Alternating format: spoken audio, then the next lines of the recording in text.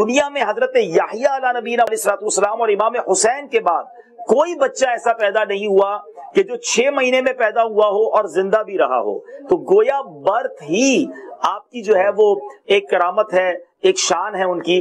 اچھا، پھر امام حسین رضی اللہ تعالیٰ عنہ کے بارے میں ہم کیا بیان کریں، لیکن نبی پاک کا جو لو اور پیار تھا کہ جب امام حسین کی ولادت ہونی تھی نا تو جبریل امین نے پہلے ہی آ کر بتا دیا تھا کہ حضور آپ کے نواسے شہید کیے جائیں گے.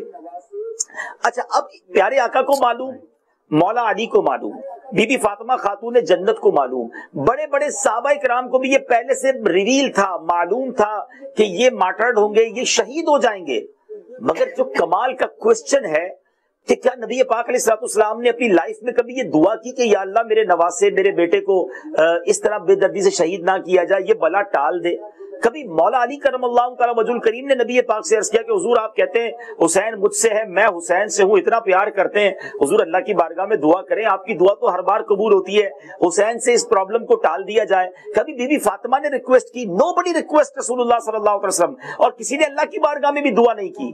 It means the whole family is prepared for that examination. Everybody knows about the Karbala's incident, مگر they are prepared for that. Even انہوں نے بچے کی پرورش اس طرح کی. اس کا مطلب کیا ہوا کہ وہ خاندان اور اللہ والے امتحان سے گھبراتے نہیں ہیں. کیا خوبصورت بات شاعر لکھتے ہیں نا، زباں پر شکوائے رنج و علم لایا نہیں کرتے، نبی کے نام لیوا غم سے گھبرایا نہیں کرتے.